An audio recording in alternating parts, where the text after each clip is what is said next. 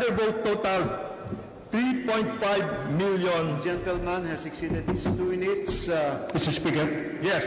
Just, I will now recognize the two more pages, Mr. Speaker. Mr. Speaker, Two more pages. Mr. Speaker, Just 2 more pages Mr. for Speaker. the record. the 2 pages can be inserted into the record of I will just read one short paragraph if that is the pleasure of the Speaker, Mr. Speaker. I will just read this. Okay. Go ahead, sige. Our people, not just those who voted, work hard and tried with the Marcoses want answers, Mr. Speaker, Mr. Senate President. Honest, responsive, and credible answers to these and other questions. They may not get the answers now as the Joint Canvass Committee submits its report. They may not get their answers now as this joint session proclaimed the winners, but we will not stand still, Mr. Speaker, Mr. Senate President. We will strive to seek the truth and provide answers to the myriad questions which have come and continue to come our way. And so I say, as I paraphrase the late Senator Edward Kennedy, for all those who walk this journey for unity, inclusive growth, and justice for all the humble members of society who sought reforms and waited for the light, for all those who aspired for an end to divisiveness and vengeance, and for all those who dreamed and hoped for a better future for us all and the generations to come, the cause endures, the hope still lives, and the dreams shall never die. Thank you very much, Mr. Speaker, and we look forward to a changed Philippines, a change we can all believe, and a change we hope will endure. Thank you. Majority Floor Leader.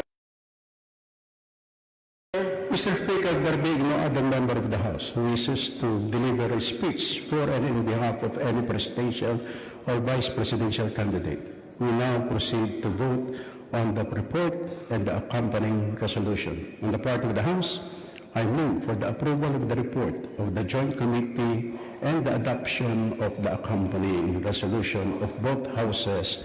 Number 1. So moved, Speaker.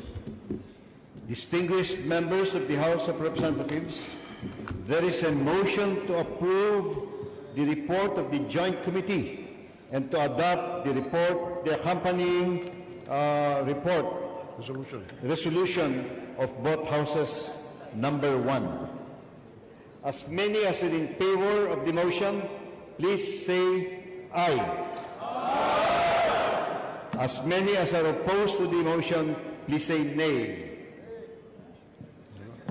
The ayes have it. The report is hereby approved, and the resolution of both Houses, number 1, is hereby adopted on the part of the House of Representatives. Majority Leader Cayetano is recognized. Mr. President, on the part of the Senate and pursuant to the resolution that we have just adopted, I have the privilege to move that we proclaim the duly elected President, Rodrigo Roa Duterte, and the duly elected Vice President, Maria Leonor Leni Herona Robredo, the Vice President of the Republic of the Philippines. Is there any objection? The chair hears none. On the part of the Senate, I hereby proclaim Rodrigo Roa Duterte and Maria Leonor Herona Robredo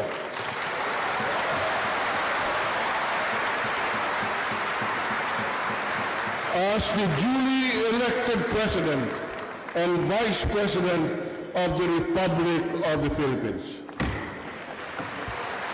Majority Leader Gonzales.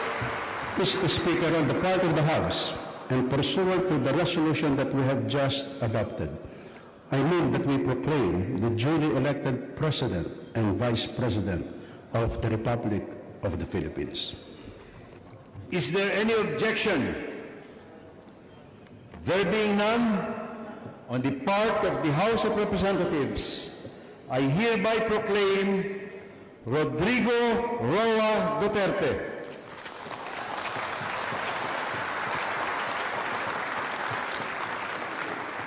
and Maria Leonor Herona Robredo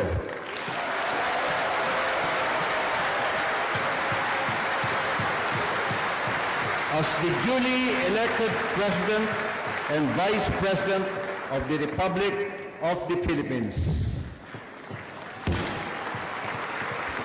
We shall now proceed with the approval of the journal, and for this purpose, Senate Majority Leader Cayetano is recognized. Mr. President, on the part of the Senate, I move that the Honorable Senate President be authorized to approve the journal of the joint public session and that such approval shall be considered as the action of the Senate of the Republic of the Philippines. Is there any objection? There being none, the motion of the Senate Majority Leader is hereby carried. Majority Leader Mr. Speaker, on the part of the House, I move that the Honorable Speaker be authorized to approve the journal of the joint public session and that such approval shall, for all intention and purposes, be considered as the approval of the House of Representatives. Is there any objection? There being none, the motion of the House Majority Leader is hereby approved. We shall now proceed with the suspension of the session to notify the President-elect and the Vice President-elect of their proclamation. The Senate Majority Leader Cayetano is recognized. Mr. President, on the part of the Senate, I move to suspend the joint public session to notify the President-elect and the Vice President-elect of their proclamation and invite them to the rostrum. Is there any objection? There being none, Mr. Speaker, on the part of the Senate, the session is suspended and the following members are requested to notify the President-elect and the Vice President-elect of their proclamation and escort them to the rostrum. On the part of the Senate, Senate President Pro Tempore Recto, Majority Leader Cayetano, Senator Bam Aquino. On the part of the minority, with the permission of the minority, Minority Leader Juan Ponce Enrile, and Assistant Minority Leader Vicente Soto III. Mr. Speaker, on the part of the House, I move to suspend the joint public session to notify the President-elect and the Vice President-elect of their proclamation and invite them to the rostrum. Is there any objection? There being none, on the part of the House, the session is suspended, and the following members are requested to notify the President-elect and the Vice President-elect of their proclamation and to escort them as well to the rostrum. Deputy Speakers Abad, Agabao, Apostol, Balindong, Padilla, Puno, Majority Leader Gonzales, Minority Leader Zamora.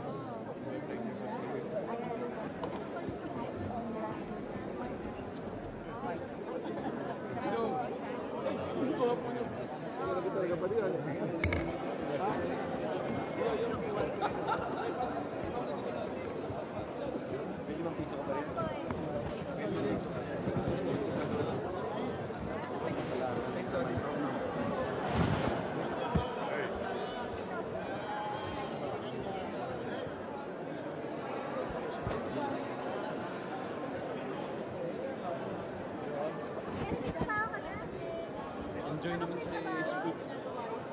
Piling ako para sa akin. Para sa akin, gusto ko. Traffic enforcer. Joke.